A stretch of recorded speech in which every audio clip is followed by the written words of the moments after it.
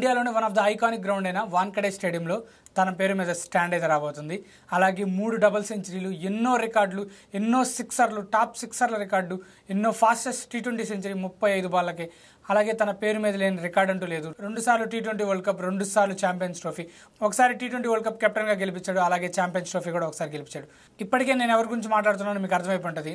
రోహిత్ గురునాథ్ శర్మ.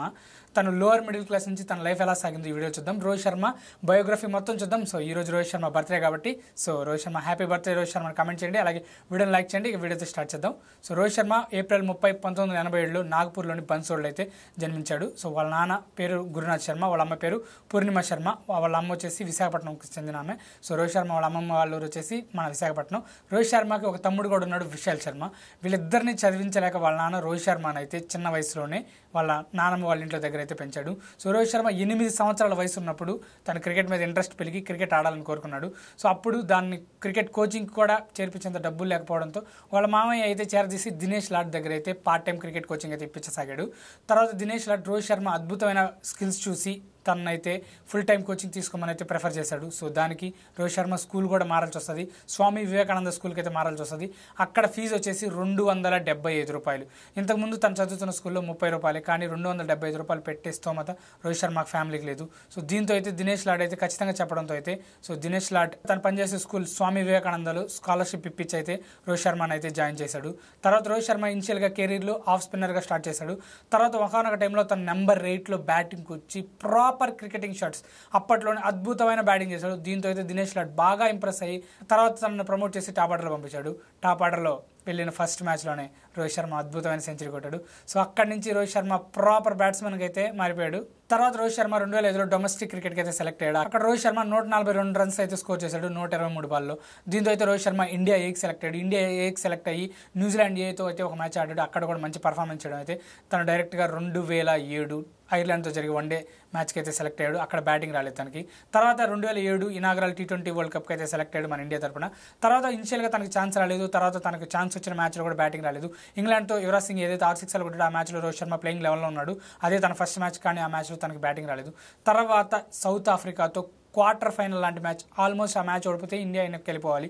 అలాంటి మ్యాచ్లో కూడా కష్టమైన పరిస్థితుల్లో ఆ మ్యాచ్లో సౌత్ ఆఫ్రికాతో బ్యాటింగ్ దిగిన రోహిత్ శర్మ 40 బంతుల్లో 50 పరుగులు, చాలా వాల్యుబుల్ నాకైతే ఆడాడు. ఆ మ్యాచ్లో మ్యాన్ ఆఫ్ ద మ్యాచ్గా కూడా నిలిచాడు. అలాగే రోహిత్ శర్మ మన టీమిండియాని సెమీఫైనల్కి అయితే తీసుకెళ్లాడు. తర్వాత సెమీఫైనల్లో ఒక సిక్సర్ అయితే కొట్టాడు. అలాగే ఫైనల్లో 16 బాల్లో 30 పరుగులు, ఒక అద్భుతమైన నాకు ఆడాడు ఫైనల్లో. తర్వాత రోహిత్ శర్మ ఇండియా వర్సెస్ పాకిస్తాన్ మ్యాచ్లో అద్భుతమైన ఇన్నింగ్స్ 16 బాల్లో 30 పరుగులు అయితే చేశాడు. తర్వాత 2008లో సిబి సిరీస్లో ఆస్ట్రేలియాతో అద్భుతమైన పార్ట్నర్షిప్ అయితే నెలకొల్పాడు సచిన్ సార్తో. అక్కడ కూడా అద్భుతమైన బ్యాటింగ్ చేశాడు. తర్వాత 2009, 2011 మధ్యలో రోహిత్ శర్మ ఫామ్ అయితే చాలా బాగా డిప్ అయింది. 2012, 2013 వరకు కూడా తనకి ఛాన్సెస్ వస్తున్నా కూడా కొన్ని క్యామెస్ ఆడడం, పెద్ద ఇన్నింగ్స్లుగా కన్వర్ట్ చేయడం రోహిత్ శర్మ ఫామ్ పైన చాలా క్వశ్చన్స్ వచ్చాడు. తన ప్లేస్ కూడా కోల్పోయాడు. ఇదే టైంలో 2011 వరల్డ్ కప్కి బీసీసీ అయితే టీమిండియా స్క్వాడ్ని అయితే అనౌన్స్ చేసింది. అందులో రోహిత్ శర్మ ప్లేయర్ లేదు. అప్పుడే రోహిత్ శర్మ ఒక ట్వీట్ పెట్టాడు. ఆ ట్వీట్లో ఏముందంటే సెట్ బ్యాక్ అని మెన్షన్ చేశాడు. ఆ సెట్ బ్యాక్ ఇప్పుడు రోహిత్ శర్మ 2011 తర్వాత 15లో ప్లేయర్గా, 19లో వైస్ కెప్టెన్గా, 23లో కెప్టెన్గా మారాడు. 2023లో టీమిండియాని వరుసగా 10 మ్యాచ్లు గెలిపించి ఫైనల్ వరకు తీసుకెళ్లాడు. కానీ ఫైనల్లో ఆస్ట్రేలియా అయితే ఘోరంగా ఓడిపోయింది టీమిండియా. అక్కడి నుంచి రోహిత్ శర్మ కెప్టెన్సీ పైన కూడా క్వశ్చన్స్ వస్తాసాగాయి. తర్వాత 2024 వరల్డ్ కప్ తర్వాత జస్ట్ 8 మంత్స్ గ్యాప్లోనే 2024లో టీ20 వరల్డ్ కప్ గెలిపించాడు. అలాగే తర్వాత 2025లో ఛాంపియన్స్ ట్రోఫీ కూడా గెలిపించాడు టీమిండియాకి.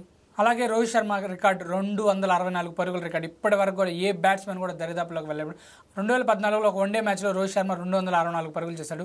అప్పట్లో ఒక టీమ్ స్కోరే 264 పరుగులుగా ఉండేది. అలాంటిది రోహిత్ శర్మ ఒకటే 264 పరుగులు చేసి తన 2వ డబుల్ సెంచరీని అయితే పూర్తి చేశాడు. తర్వాత 3వ డబుల్ సెంచరీ కూడా 208 పరుగులు అయితే చేశాడు శ్రీలంకతో.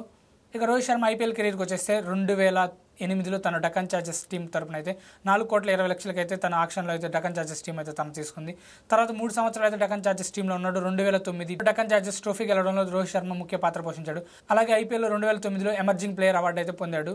తర్వాత 2011లో ముంబై ఇండియన్స్ 9,20,00,000 అయితే రోహిత్ శర్మ అయితే ఆక్షన్లో దక్కించుకుంది. తర్వాత 2013లో రోహిత్ శర్మని కెప్టెన్స్గా అనౌన్స్ చేయడం.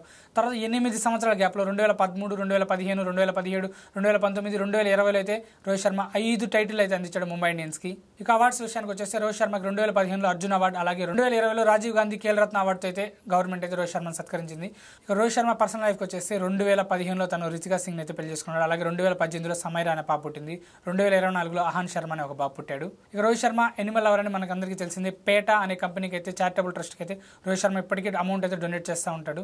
ఇలా రోహిత్ శర్మ కెరీర్లో ఎన్నో కష్టాలు ఎన్నో ఉన్నా కూడా రోహిత్ శర్మ దాన్ని అధిగమించి కెప్టెన్గా మారి టీమిండియాకి అయితే ఒక T20 వరల్డ్ కప్ అలాగే ఛాంపియన్స్ ట్రోఫీ అందించాడు. కానీ ఇప్పటికి కూడా రోహిత్ శర్మకి ఫిట్నెస్ లేదని క్వశ్చన్ చేస్తూ ఉంటారు. ఈ క్వశ్చన్స్ అన్నిటికీ రోహిత్ శర్మ ఎప్పటికప్పుడు బ్యాట్తోనే సమాధానం చెప్తా ఉంటాడు. సో ఇక ఫైనల్గా హ్యాపీ బర్త్డే రోహిత్ శర్మ ఇలానే క్రికెట్ 2022 వరకు ఆడి మనకి ఎప్పటి నుంచో గ్యాప్ ఉన్న ఆ వన్డే వరల్డ్ కప్ను కూడా తీసుకురావాలని కోరుకుందాం.